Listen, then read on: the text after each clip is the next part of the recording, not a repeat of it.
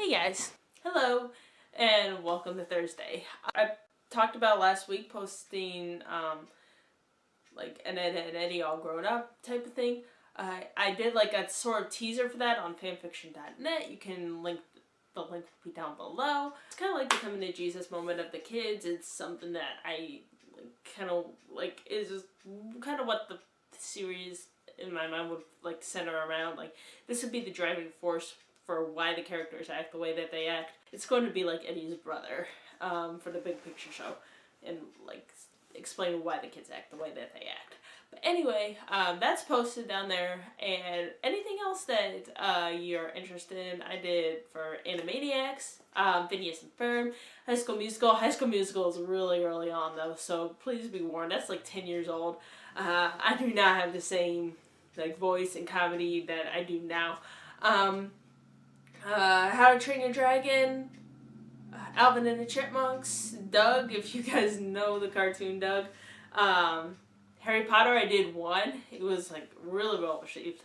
It was like a really short one. But if you came from fanfiction.net too, and because I know I just posted my my YouTube channel on there, on my profile, please let me know down in the comments. That would be awesome to know, because you probably know me better than like everybody on here does, except for the like few exceptions of the people that I know in real life. Because I always have written way better than I talk. Like, I never really liked being seen. Like, I would just, like, if I could disappear, I would.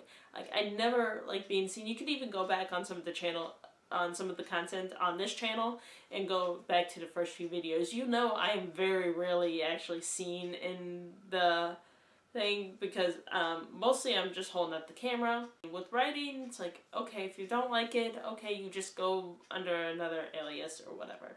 But your camera, you don't like it, it's like, that's you. You can't really do anything about that. So I never really liked being on camera, and I had a lot of self-confidence issues. You might be able to see why, I don't know. But yeah, and it's something I'm working on right now. Like, writing was the only way I could get my voice heard, but not like seen, you know? And that's the way I liked it. So I was very active on fanfiction.net when I was really young. I was like 12, 13 when I first started. But I loved doing that kind of stuff. It was one of the first things that got me into writing. You have no idea actually until you write like how hard it is to actually formulate your own characters and stuff like that. So I would take other people's characters and make like my own story off of them. Like, that would be interesting to do. Let's see if this is received well. Because oh gosh. Yeah, let's do that. I do have a book that I'm working on, and I would love to hear your guys' opinion on it, because fanfiction, you can really see people's opinions before you do something. Like, I wanted to do the Ed and Eddie fanfiction before I actually like said, okay, this is something that we should do. I wanted to see if it would be generally well received before I actually did it. And there's not a whole lot of opportunity to like kind of get your published work out there first when it's purely creative, because like, you have friends and family and stuff like that will read it and stuff like that, but they're very biased. They love you, they want to support you, which is great. It's not saying anything wrong, but I would love to share with you guys what like somewhat of the book that I have written, because yeah, I can't really post it to fanfiction, so this would be probably the next best thing other than DeviantArt, which I don't really like DeviantArt. I'll be honest. I like it. I like seeing other people's creative work and stuff. That's great. I love seeing that kind of stuff. But for me, like, I don't really like posting on there, because it's mostly for artwork and stuff like that, and I'm not really creative with in that kind of a realm. Like, I can do it. I can make fan art and stuff like that, but it doesn't come as naturally to me as writing. So, this will probably be the next best thing, and so I would love to actually share it with you. That would be cool. Let's do it. So the computer's updating, so let me give you like the synopsis of it. It's somewhat autobiographical. It's about my experience and what I've dealt with, and some other people who have came to me with their stories of domestic abuse. It's also based off of, I don't know if you remember, like way back earlier this year, there was a photo circulating around for a fake Disney movie called Punched, and like the thing was, most princesses wear a ring, she dominates one, and it was about a girl boxer. And so it's loosely based off of that too. But really, if you know the song The Fighter by Carrie Underwood and Keith Urban, well, Keith Urban and Carrie Underwood, because Keith Urban is the main one, Carrie Underwood's the feature. But anyway, if you notice on The Fighter, it's really closely based off of that. And I kind of wanted it to be a two-parter. The first one focuses on an abusive relationship between a parent and a child. The second one focuses on an abusive relationship between a boyfriend and girlfriend. And the main character is Kimberly, who is the one that kind of is... She's an amalgamation of the like 4 people that I chose to draw experiences from. She's kind of like an amalgamation of the 4 of us, like the torn and battered version of us. It's like fake it until you make it really is her mentality, and stuff like that. And her best friend Ezra is deaf, but she's also like very off the wall. She's very out there. She's polar opposite really of Kimberly, and they've been friends for life, and Kimberly is the only one that Kimberly is like her. I mean, Ezra is pretty much Kimberly's only family at this point that the stories take place. She's very outspoken. She's very out there. She's very like she knows what she wants, but she is also deaf and mute, and so Kimberly is kind of her voice, and so it's like a really like strange mashup because Kimberly is very like soft spoken, except on the ring when she is one of the best fighters in her bracket, but like in real life she's like very calm, reserved, and stuff like that, next to Ezra, who is very just off the wall, over the top, and so she has to speak for Ezra, and so that's kind of where a lot of Kim's personality comes in, is through Ezra. Asher is going to be like slowly become a love interest, but it's not going to really focus on the whole love interest part of it until the second part. The first one is just kind of him getting to know what he's getting into with her, but he's again the polar opposite of Kim. He is a lot more like Ezra in that he is very confident, he is very outspoken, he doesn't have a lot of care in the world, and so he's kind of almost the polar opposite of Kim. His best friend, I think his name is going to be Micah, is a lot like Kimberly, questioning everything, questioning why, like, he's questioning his sexuality throughout the entire thing, like why he is the way that he is, and Ezra really like once Kim and Asher like kind of had their thing, Ezra really takes Micah under her wing, and like kind of treats him the same way that she treats Kim, which is like an older sister type of thing. It's she doesn't like she forces them to go out of their comfort zone, but it's because she knows that they need it. We have about 2.5 pages, so let's go see how you like it. Oh wait, I didn't mention what the name of it was. Uh, um, the first part is How to Be a Woman. The second part will be called How to Be a Man. And so this is How to Be a Woman. So I hope you like it. Alright, here we go. All my report cards growing up, especially my earliers, pretty much said the same thing. Kimberly was a very bright girl, a pleasure to have in class. However, she never turns in her homework or participates in class. Look, in my head, I had participated quite a bit. I always knew all the material, but I guess I just didn't apply myself. See, what happened every time I wanted to participate is that my mind would go into several scenarios in which I was wrong, I would start crying, or anything really that would lead to more questions. Or anything that would lead to more questions. And by the time I had convinced myself that none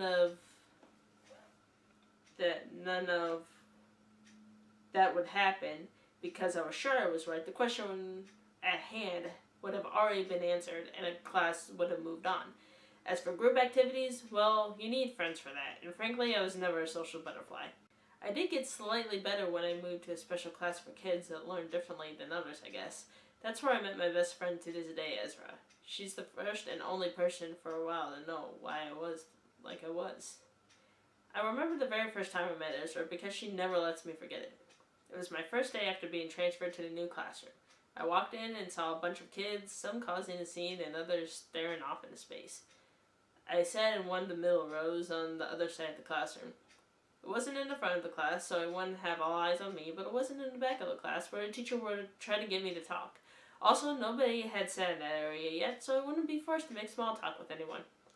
I had opened my notebook and started doodling with my left hand and playing with my hair with my right hand while I waited for class to start. I was doodling bleeding hearts and when a hand slammed down right beside me.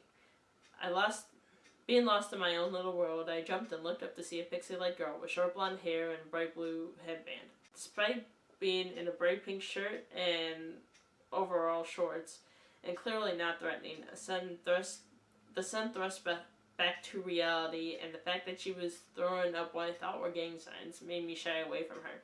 She pouted and then grabbed my pencil and notebook and turned to a fresh page. Hi, I'm